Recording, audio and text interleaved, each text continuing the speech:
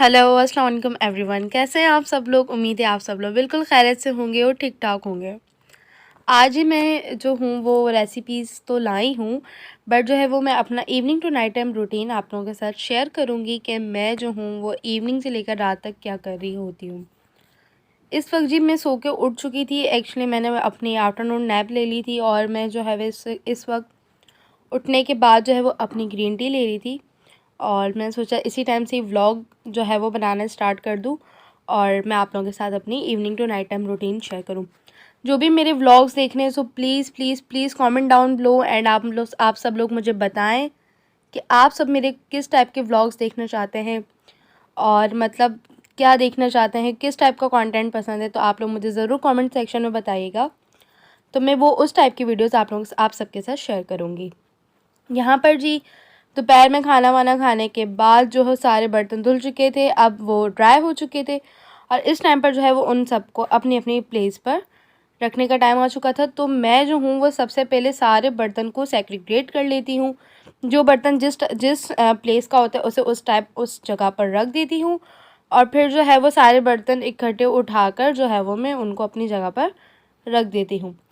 अभी जो है वो सारे बर्तन मैं सेग्रीगेट कर लूँगी और फिर जिसकी जो जगह होगी वहाँ पर मैं रख दूँगी।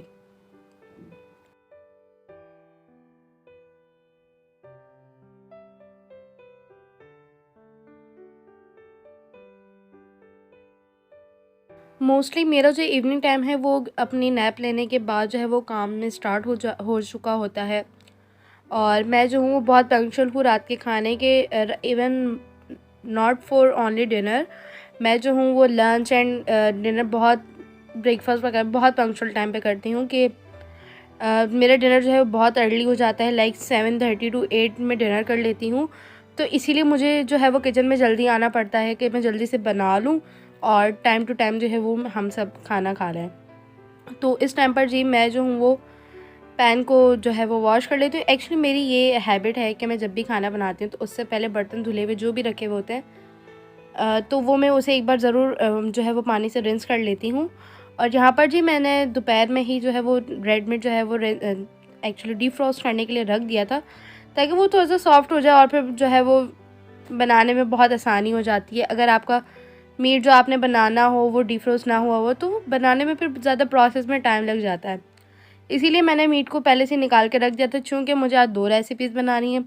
एक्चुअली मुझे पसंद होता है ज़्यादातर कोरमा खाना और मेरी जो मामा हैं उनको पसंद होता है लाइक इस तरह के वो ड्राई और इस तरह के ज़्यादा स्पाइसेस वाले खाना बिल्कुल नहीं पसंद। तो अपने लिए जो है वो मैं कोरमा बनाऊँगी और अपने मामा के लिए जो है वो मैं आलू गोश्त का सालन बनाऊँगी, क्योंकि उन्हें जो है वो ज़्यादातर शोरबे वाले सालन बहुत ज़्यादा पसंद होते हैं। यहाँ पर जी मैंने अपने चॉपिंग बोर्ड निकाल लिए हैं। मुझे एक्चुअली जो है वो जो भी कटिंग वगैरह एक्सेट्रा जो भी होता है वो मुझे चॉपिंग बोर्ड पे करने की ही आदत है। यहाँ पर मैंने जी आप देख रहे हैं 4 अनियंस ले लिए। तो एक जो है वो मैंने आलू गोश्त के सालन के लिए ले लिए और जो 3 हैं वो मैंने ले लिए अपने सालन के लिए, इट्स मीन कौरमे के लिए। तो आपने बिल्कुल रफली से जो है वो स्लाइस करनी, क्योंकि जी वो कौरमे में भी वो ब्राउन होंगे, देन वो जो है वो उसका पेस्ट बनेगा। सो डजेंट मैटर कि आप किस तरह की जो है वो फाइनली चॉप्ड कर रहे हैं या किस तरह, आपने जो है वो जस्ट उसे स्लाइस कर लेने हैं और जो है वो काम आसान कर लेना है। इतने ज़्यादा कोई रॉकेट साइंस तो है ही नहीं कुकिंग बनाने में। आपको जैसे अच्छा लगता है वैसे आप उसे बना लें।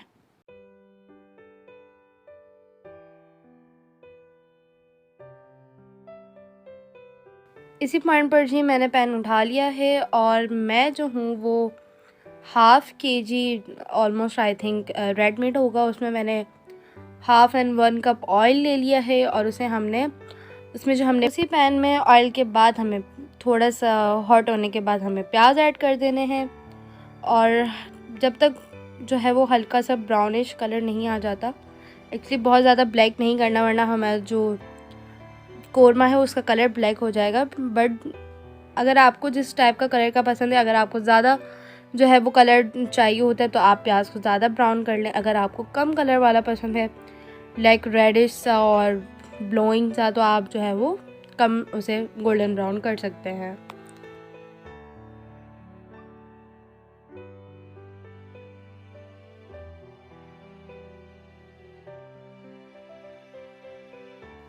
यहाँ पर जी हमारे अनियंस की जो टिप्स हैं वो ब्राउन होना स्टार्ट हो चुकी हैं। अब इस पॉइंट पर जो है वो बहुत ज़्यादा ख्याल रखना पड़ता है, क्योंकि मेरे साथ तो ये इंसिडेंट्स बहुत बार हुआ है, क्योंकि मेरी प्याज बहुत जल्दी ब्राउन हो जाती है।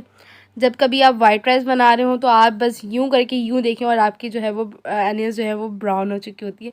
सो इट्स पॉइंट पर आपने बहुत केयरफुल रहना है। और दूसरी साइड जो है वो मैंने आलू गोश्त बनाने की तैयारी स्टार्ट कर दी है। मैंने एक छोटा सा पैन ले लिया, उसमें मैंने half cup of oil add कर दिया है, एक प्याज ऐड की है।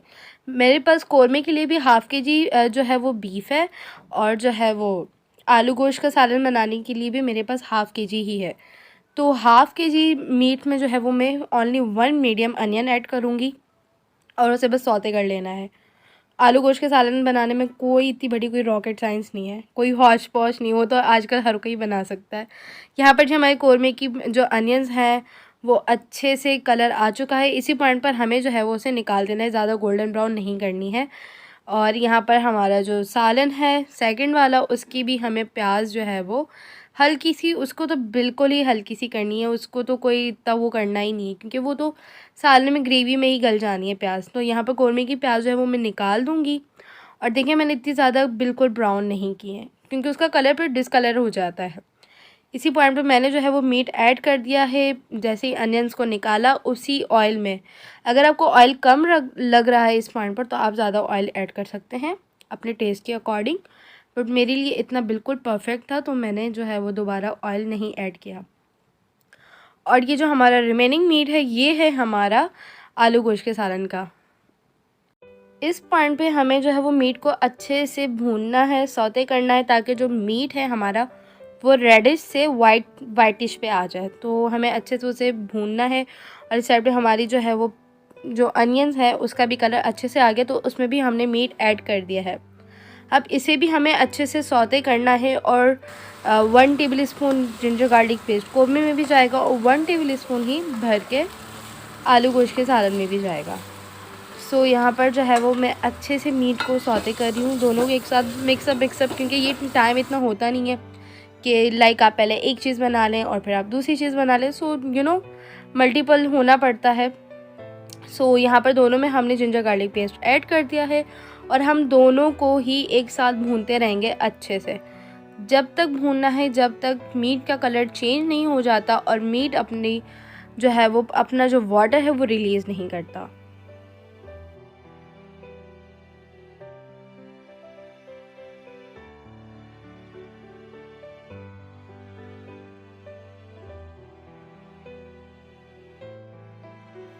इसी पॉइंट पर जी मेरे पास होममेड कौरमा मसाला रेडी रखा हुआ था, क्योंकि मैं अपनी पेंट्री में ये सब ज़रूर रखती हूँ। मुझे पर्सनली कौरमा बहुत ज़्यादा पसंद है। सो आए दिन घर में मैं तो बनाती रहती हूँ। सो मेरे पास स्टोर बोर्ड जो है वो मेरा अपना बना हुआ रखा हुआ है। अगर आपको उसकी रेसिपी चाहिए तो आप मुझे कमेंट सेक्शन में ज़रूर बताइएगा, मैं डेफ़िनेटली आप लोगों के साथ शेयर करूँगी। और मैंने एक्चुअली मेरे पर रिकॉर्ड की हुई है, तो आप मुझे बोलेंगे तो मैं आपको ज़रूर बनाना सिखा दूँगी। सो मैंने अपना होममेड जो है वो कौरमा मसाला ले लिया है और मैंने हाफ़ केजी बीफ के लिए मैंने 4 टेबल स्पून कौरमा मसाला यूज़ करना है। 2 टेबल स्पून इस वक्त, यानी कि जब हम मीट को टेंडराइज़ करने से पहले सौते करते हैं जिंजर गार्लिक के पेस्ट के साथ, उस वक्त ऐड करना है। एंड 2 टेबल स्पून हमने लास्ट में ऐड कर देना है जब हमारा मीट टेंडर हो चुका होगा और हम उसे अपनी जो है वो लास्ट डेस्टिनेशन पे लेकर जा रहे होंगे। सो उस वक्त हमने जो है वो रिमेनिंग जो हमारा मसाला है वो उस वक्त ऐड करना है। मुझे पर्सनली ऐसा फ़ील होता है कि जब आप सारा मसाला ऐड कर दें तो वो थोड़ा सा फ्लेवर माइल्ड की तरफ चला जाता है, मुझे वो पसंद नहीं है। बट अगर आप चाहें तो आप एक ही टाइम पे सारा मसाला ऐड कर सकते हो। मुझे पर्सनली नहीं पसंद, क्योंकि हर किसी का जो है वो कुकिंग मेथड अपने ओन से होता है। सो इसी वक्त अब हमने उसे सौते करने के बाद कौरमे को बिल्कुल सिम हीट पे रख दिया है। और अब हम आ गए इस सालन की तरफ। तो इसमें मैंने जो है वो नमक शामिल किया है। नमक शामिल करने के बाद रेड चिली पाउडर किया। रेड चिली पाउडर करने के बाद turmeric and coriander powder, that's it. और half teaspoon chilli flakes. और सारे मसाले की जो क्वांटिटी है वो है जी 1 teaspoon like something, that's it. और जो है वो होल ग्राम मसाले में जो है वो मैंने शामिल किया 1 bay leaf, 1 black cardamom, some cinnamon sticks, that's it. बस हमारे सालन में सिर्फ यही मसाले जाएंगे। और इसी पॉइंट पर हमें इसे बहुत अच्छी तरह से भूनना है। इसके अंदर से जो मीट की जो वो एक महक होती है वो ख़त्म कर देनी है, और जो है वो जिंजर गार्लिक का पेस्ट अच्छे से सौते हो जाना चाहिए। इसीलिए हमें इसे बहुत ज़्यादा देर तक भूनना है। अगर आपका मसाला बिल्कुल ड्राई हो रहा हो तो आप 2 घूंट पानी डाल के इसे अच्छी तरह से सौते करें, और फिर जो है वो अपने हिसाब का पानी डाल के आप इसे टेंडर होने के लिए रख दें। इसी पॉइंट पे जी मैंने थोड़ा सा पानी डाला, फिर थोड़ा सा उसे सौते किया। देन मैंने इसमें 1.5 लीटर पानी डाल के मैंने जो है वो इसे मीट को टेंडर होने के लिए आराम से घंटा छोड़ दिया था। और एक घंटे में एटलीस्ट 1 आवर मैंने जो है वो बिल्कुल जो है वो सिम हीट पर रख दिया था मीट को टेंडर होने के लिए। और इसी के साथ साथ बैग पे हमारे लिए जो है ना बहुत सारा जो है ना डिश वॉशिंग इकट्ठा हो रहा होता है।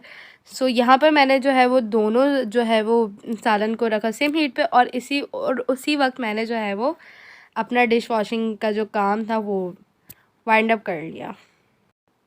क्यों ना, जब आप सारा काम एक साथ कर रहे होते हैं तो आपको आपके जो है वो माइंड में बिल्कुल भी बर्डन नहीं होता कि ओ मुझे ये भी करना है, मुझे ये भी करना है। सो इट्स वेरी स्मूथली जो है वो सब कुछ हो चुका होता है। और इसी पॉइंट पर जो है वो मैंने पीछे अपना जो बैग पे काम था वो मैंने कर लिया, और इसी पॉइंट पर दोनों जो है वो साल में एक बॉयल आ चुका था, और मैंने दोनों की जो है वो हीट बिल्कुल सिम पे कर दी थी, और 1 घंटे के लिए बिल्कुल मैंने उनको सिम पे रख दिया था। इसी पॉइंट पर जी हो चुकी थी शाम, और शाम होते होते कराची की शामें तो बहुत ही ठंडी हो जाती हैं माशाल्लाह से। तो मैंने जो है वो कर्टेन्स हटा दिए थे कि बाहर की जो फ्रेशनेस है वो थोड़ी सी अंदर आए, बिकॉज़ धूप जो दोपहर में जो धूप होती है ना, ओह माय गॉड, तो वो कर्टेन्स ही अच्छे होते हैं। और इस पॉइंट पर शाम में आते ही जो है वो मेरा काम होता है कि मैंने कर्टेन्स हटा देने बिल्कुल, ताकि जो बाहर के फ्रेश है वो अंदर आए, और हमारे भी मूड स्विंग्स जो हैं वो बिल्कुल फ्रेश हो जाए।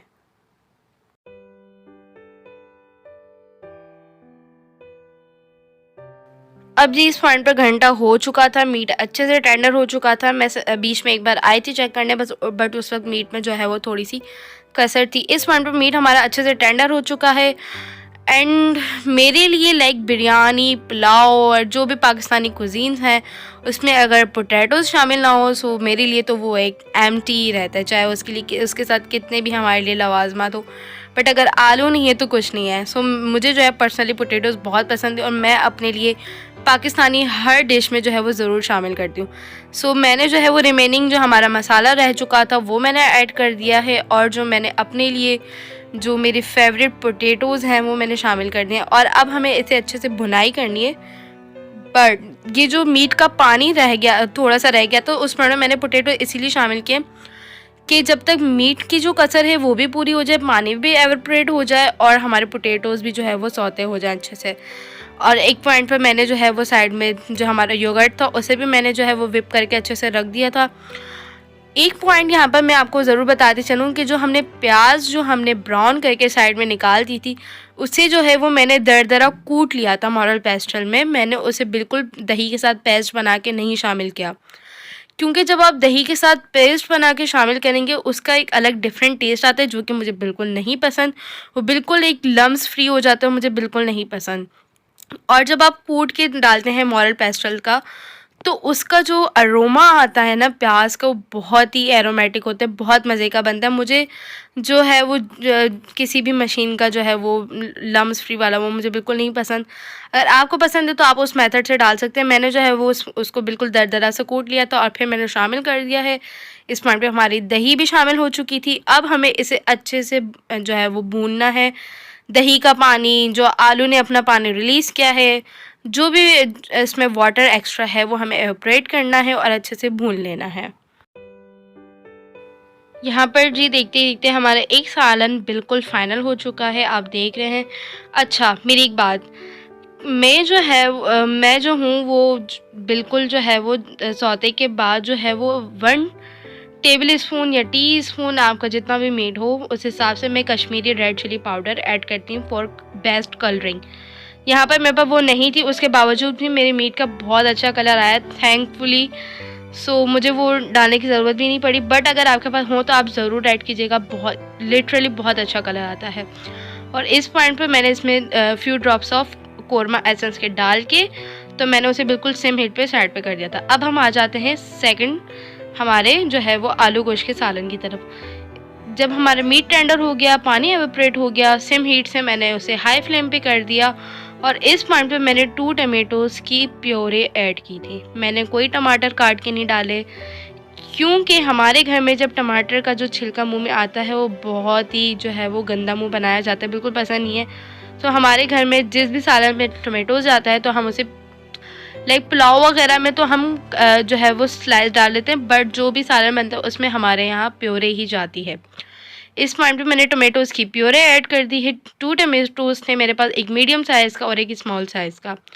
मैंने प्योरे बना के शामिल कर दिया। अब अच्छे से हमें इसे भून लेना है, भूनना है और इसका जो है वो जो ऑयल है वो हमें बिल्कुल तह पे लेके आना है। लाइक जो वो तरी होती है वो बिल्कुल हमें दिखनी चाहिए। और आलू गोश्त है, ऑब्वियसली आलू ज़रूर जाएगा। सो यहाँ पर भूनने के बाद मैंने अच्छे से आलू डाल दिया है, 1-2 बार मैंने उसे चला लिया है अच्छे से। और फिर इस पॉइंट पर हम इसमें थोड़ा सा पानी डाल देंगे, लाइक जितनी भी आपने ग्रेवी रखनी है। हमारे घर में बहुत ग्रेवी जो आलू को जो है वो बहुत ग्रेवी वाला खाया जाता है। पानी ऐड कर दिए। पानी ऐड करने के बाद मैंने बहुत ज़्यादा पानी ऐड किया है, बट आप लोग जो है वो अपनी फैमिली के स्टैंडर्ड के हिसाब से डालिएगा।